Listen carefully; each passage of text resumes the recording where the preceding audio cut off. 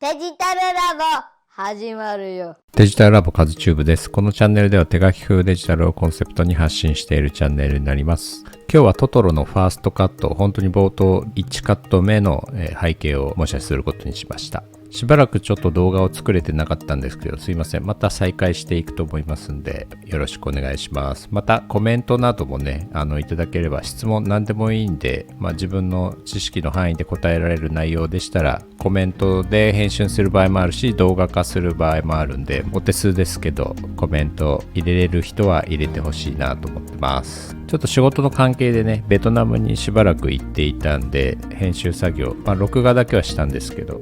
言い訳はそのぐらいにしときます。僕が思うデジタル背景と手書き背景の、結構大きな違いの一つとして、空の書き込み具合、これが結構違うかなと思います。デジタルだとね、空とか雲って結構加筆できたり、書き直しできたり、いろいろ自由自在に後から時間軸戻って、でアナログの頃は下塗りでやらなきゃいけないかった作業も後から変更できたりするじゃないですか。なのでちょっとどぎつい空になったりとか、書き込みのすごい激しい雲になったり空になったりするんですよ。これは特徴としてあると思うんですけど、僕はその背景、空がすごいぎっちりしてるやつも好きなんですけど、好みとしてはアナログの時みたいなさらっとしたような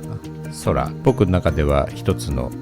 いいなって思う、アナログの背景いいなって思う一つの理由で、絵的なことを言うと、奥に密度が高いもの、空って距離で言えば一番絵の中では遠くになると思うんですけど、その空をしっかり描くことによって手前の建物とかどんどん密度を上げていかないと絵としてあんまり成立しなくなっちゃうんですよ。で、僕はそれが嫌で、映画背景とかなら成立するかもしれないんですけど、僕がやっているテレビ背景で言うと結構きついんですよ。実際やるとわかるんですけど、その空を置いてからロングの建物描こうと思うと空の密度が高すぎてものすごい大変なんですよ。だから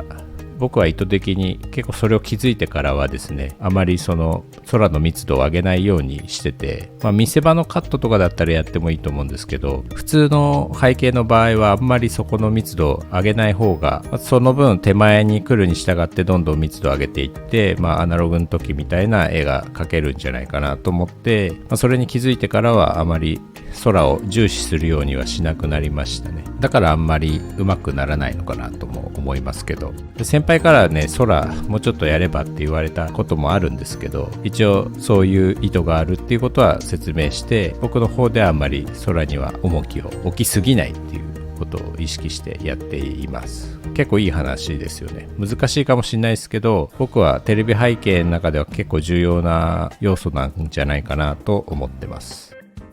おそらくですけど、このファーストカット書いたの小賀和夫さん、このジブリのトトロの美術監督を務めている小賀さんが書いたんじゃないかなとちょっと思ってます。理由としてはファーストカットっていうのもあるし、自然物の抜き具合がやっぱ絶妙なんで、違ったらすいません。関係者の方多分いないとは思うんですけど、知ってたら教えてください。絵の上手い良し悪しなんですけど、実際に作業されてる人はわかると思うんですけど、タッチで追いかけていくって、時間を費やせばできなくはない。かなり突き詰めていくとまたそこにも深みがあるのかもしれませんけど、タッチで埋めるも多分ありますね、深みが。例で言うと山本二三さんみたいな絵の方はそこには多分あるんじゃないかなと思います。すいません、話戻しますね。絵の良し悪しは僕が思うに、皆さん一般的なことで言うと、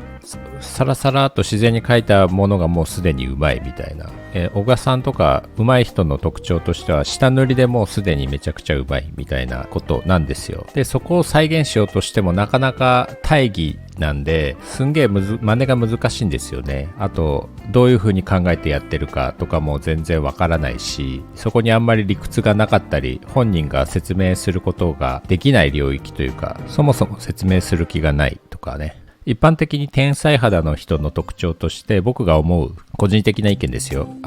自分が簡単にできていることを他人が簡単にできないっていうことがあまりよく分かっていない。なぜできないかが分かんないんですよね。そもそも他人に興味がないとかね。ある種自分もそうなんですけど、欠落してる部分と自然にできる部分多分皆さんもあると思うんですけど、それ人それぞれ違くて、絵の中でもいろいろあるじゃないですか。模写がうまいとか色使いがうまいとか、あと線が綺麗とかね、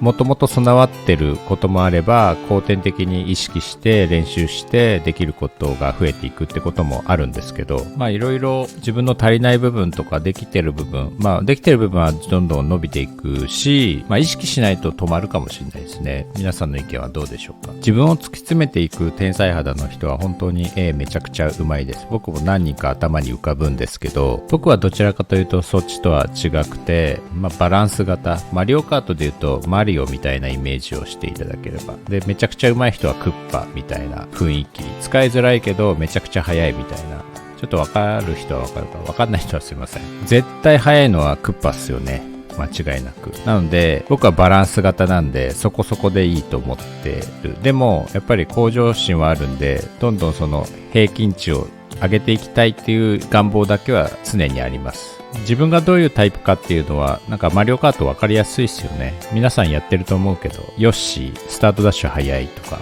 のこのこカーブ曲がりやすいけど遅いとかね、クッパめっちゃ速いけど小回り効かないとか、早めに自分のタッチを見定めて、それに特化したような、自分の選択肢、道を歩んでいくといいんじゃないかな。背景業界でもアニメ業界でも多分そっちの方が行きやすいし、いいところまで行けると僕は思っていますけど、皆さん何タイプですか？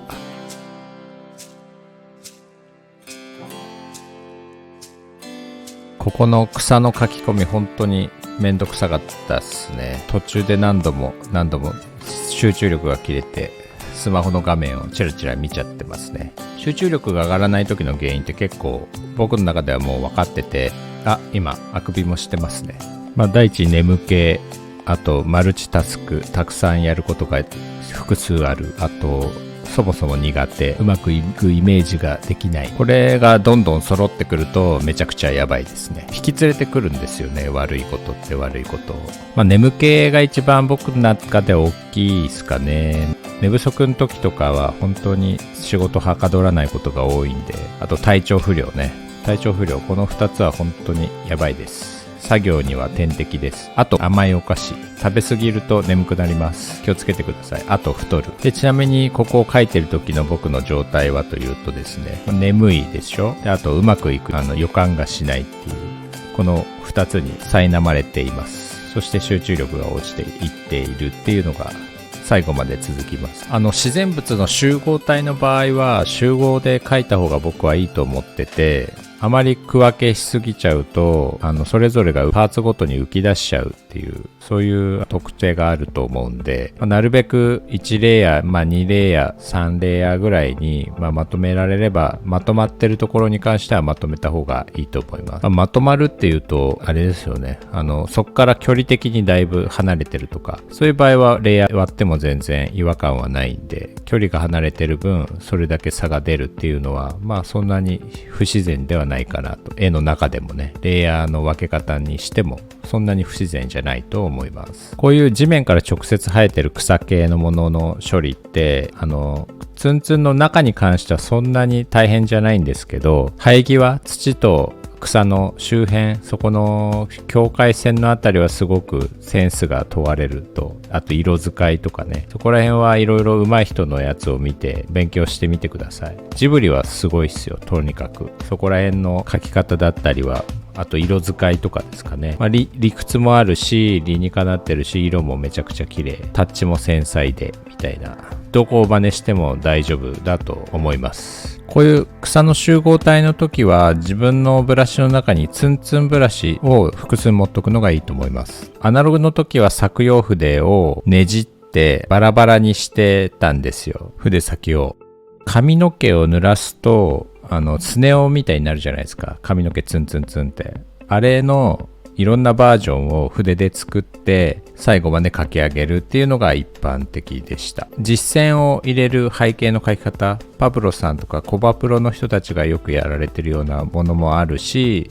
ポニョの時みたいに何を使ってたって言ってたっけな、なんかクレヨンみたいな、クーピーみたいなやつを最後使ってたっていう特殊なやつもあるんですけど、大体は削用筆で最後まで書き上げます。それがスタンダード主流です。デジタルブラシで1個のブラシで全部できるってことはまずないし、めちゃくちゃ効率悪いんで、特に現場から離れてる先輩方はね、そういう人結構多いんですけど、あんまり実用的じゃないと。めちゃくちゃ量産しなきゃいけない人たちはいろんなブラシ、効率いいブラシを使いつつ最後まで仕上げるっていうのが、僕は前線で生きていくための、技術だったり知識だったりすると思います。で、よくコメント欄に質問あるんですけど、ブラシくださいとか、日本人の方はそんなにいないんですけどね、外人の人は結構言ってきますね。僕としてはあげたいのは山々なんだけど、18年間いろんな人と関わっていろんな方からもらったブラシもその中にはあるんで、なかなか自分の独断だけで無料配布とかいうのはできないかなと。あと本心を言えば、あまり関わりのない人たちに自分のいろんな先輩からもらった、あと後輩の人から教えてもらったそのブラシをあげたくないっていうのがありますね、ぶっちゃけ。すいません、これが僕のまだまだ未熟なところです。自分と仕事を一緒にやる仲間とかには希望があれば全然渡していますし、僕の方から全然渡すことは可能ですよっていうことは発信しています。ずっとそうやってやってきたんで、そこに関しては問題ないかなと自分の中では思ってます。自然物のブラシで今草薙の岡本くんっているんですけど、その子からもらったブラシはめちゃくちゃ今もずっと使ってますね。岡本くんの自然物すごくうまくて、でこれ何で書いてんのって言ったらこれですみたいなで、ちょうだいって言ったらくれました。僕のやり方としては、先にあげていいのがあったらちょうだいって言えるような環境にしとくっていう一つの策略なんですけど、そうやってどんどん継ぎ足しています。ブラシは使えたり使えなかったりするんですけどね、その岡本くんのブラシに関しては今でも使ってます。この動画の中で使ってる今書いてるやつも岡本くんのブラシです。ちょっとね、固有名詞を連発しちゃって岡本くんごめんなさい。はい、そんな悪いことじゃないからいいかなと思ってますけど、はい。デジタルでそのブラシの数がすごい増えたんで、ブラシの重要性って結構あるかなと思ってます。昔は平筆と削用筆の2種類、平筆はサイズの違いはあるんですけど、大体その2種類で最後まで書き上げるみたいなね、そんなことだったんですけど、デジタルはもう無限ですからね、この再現できないっていうのはブラシの形で結構左右されてきちゃうと思うんで、僕のブラシの良し悪しはアナログっぽい表現ができるか否かがもう選択基準の一つなんで、皆さんがいいと思ってるブラシも僕の中ではこれちょっとアナログっぽくねえなっていうので弾いちゃったりしてますけどね。はい、僕はもう本当にそこにしかあんまり興味がないんで、はい、そんな感じです。なので今後も上げるとか売るとかそういうのは考えておりません。上げるとなったらそうですね、 CC の既存のブラシを自分でカスタマイズしてっていうのができれば上げてもいいんじゃないですかね。登録者が10万人になったら考えましょうかね。はい、だいぶ先だと思いますけど、はい、これで完成です。チャンネル登録高評価よろしくお願いします。コメントも待ってます。